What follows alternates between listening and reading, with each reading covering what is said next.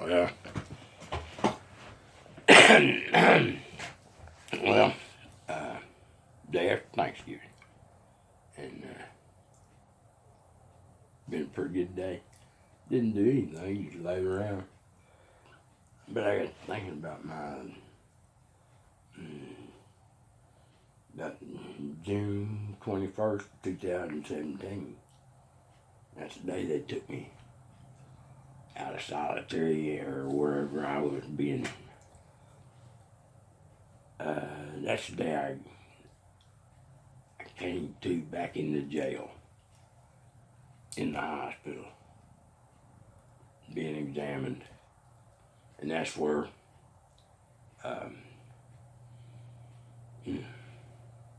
one of the most trippy experiences of my life occurred. And I had just come out of, to the best of my knowledge, 21 days in isolation, where I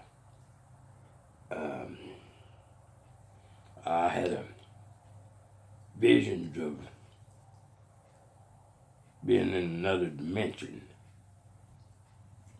or on board some kind of extraterrestrial craft. And everything was just so intense and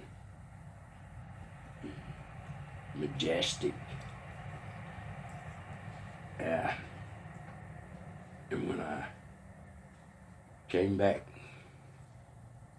to the reality of the jail in the hospital, for all intents and purposes, I had fulfilled a mission on another world, in another dimension, and had perished in the effort and been granted a return to my life on planet Earth. That's the best way I can describe it right now. I've already described it every way in the world, so, what I say now really don't matter, So, but I want to describe the scene there in the hospital, because they brought me in. They brought me in a wheelchair, and that's the one thing I do remember. That no,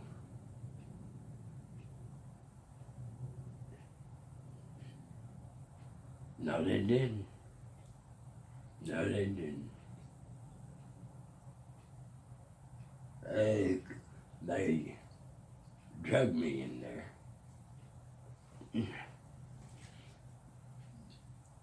About 4 guards surrounded me and pushed and prodded and got me in there from wherever they had me. And once they got me in there, I went into an examination room there, and I assumed the woman was a doctor. I don't know. Come in there and messed around for a minute and checked my heart and stuff, and then turned around and left out. And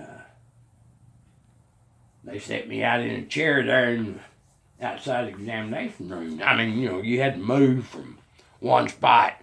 You had to progress, because it was jail, and they make you progress through stations. You have to play their game. But anyway, they had moved me to the area where I was waiting, and I was sitting there, and I was in such pain, man. I was sitting there holding my arm because my left arm and wrist were just the cuffs had messed them up.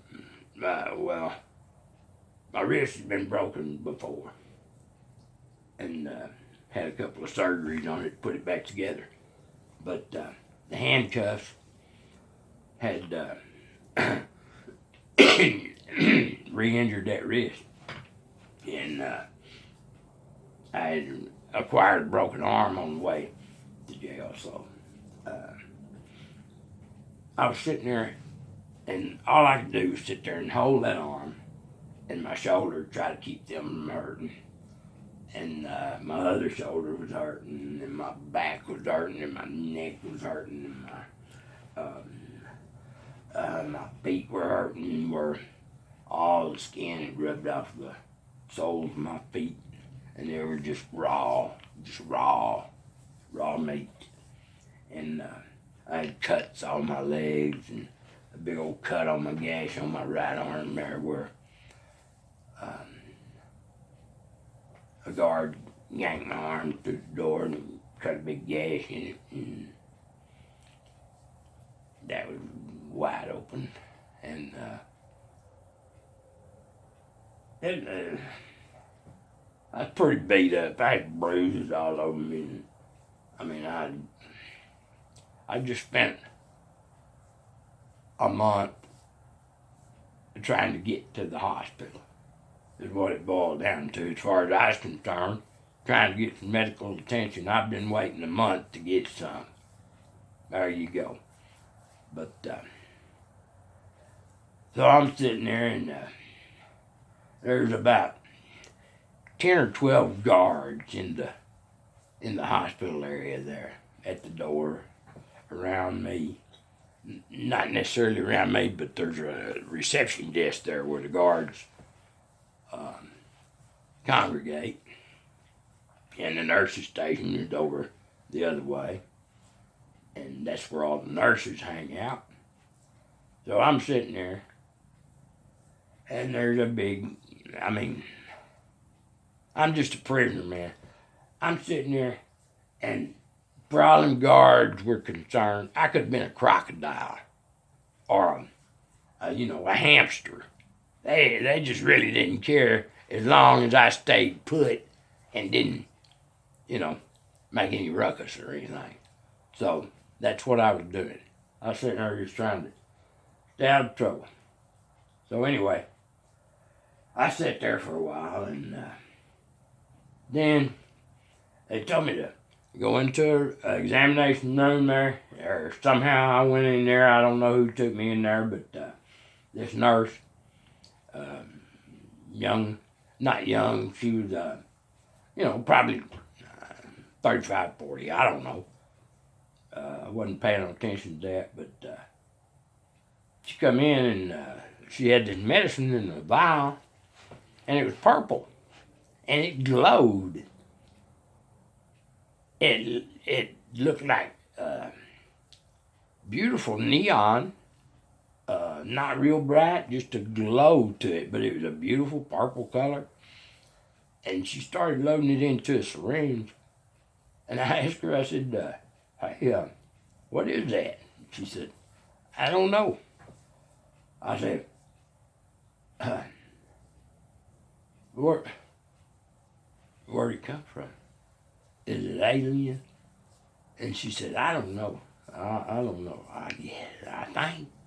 And I said, well, where'd you get it? And she said, well, somebody gave it to me, and I'm supposed to give it to you. So that's all I know. I said, okay, whatever.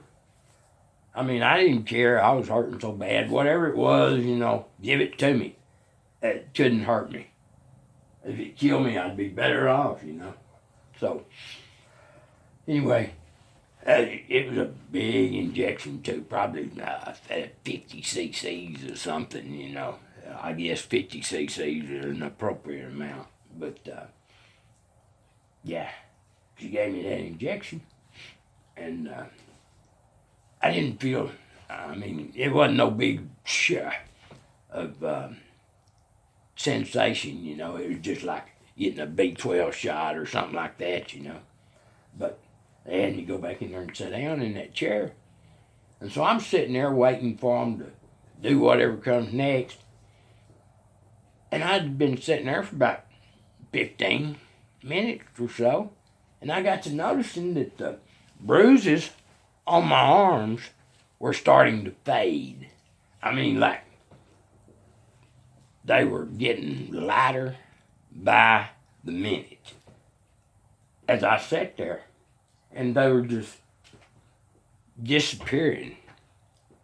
And the cut on my arm started kind of closing in, like it was trying to grow together, and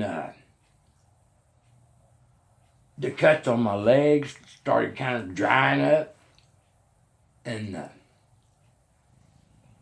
the skin on the bottoms of my feet started to toughen a little bit, and maybe like new skin was starting to appear, and I began to feel a little relief, and it felt so good, just a little relief from what I'd been having.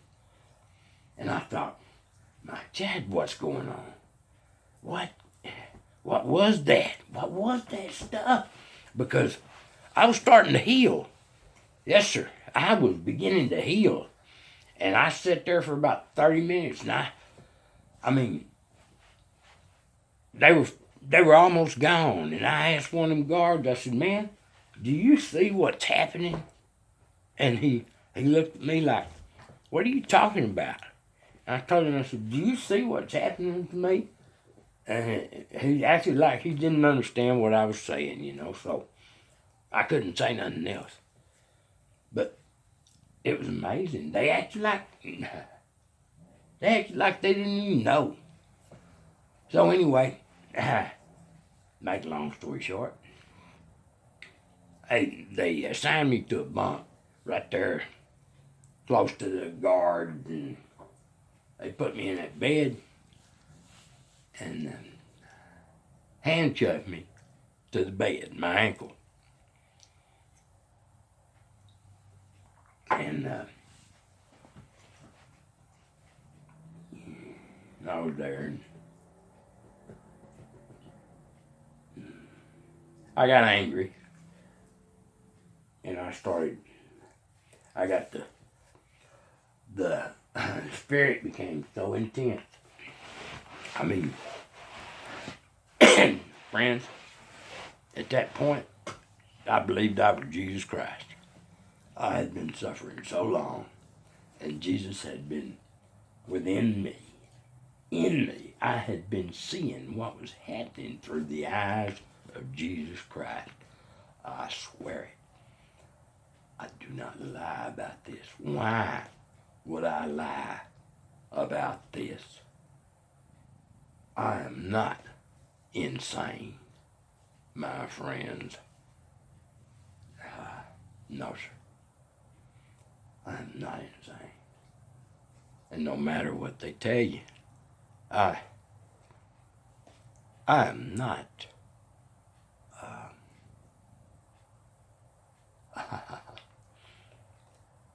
I'm not making this up. I'm not some jailbird coming up with a story.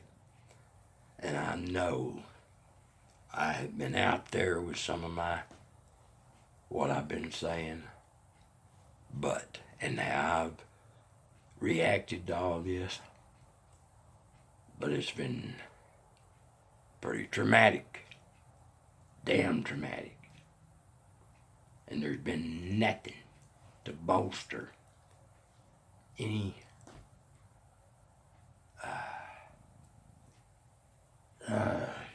nothing to offer any encouragement at all. So I have been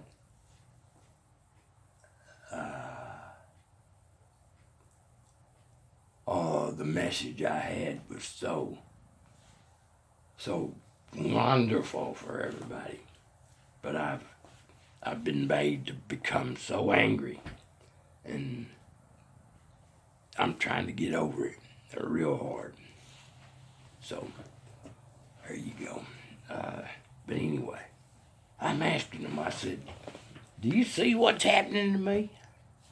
Let me take a break and I'll finish the story. How they had me handcuffed to the bed, and I kept getting out of the handcuffs. Like, and it was pretty good. It was a pretty good adventure, my friends.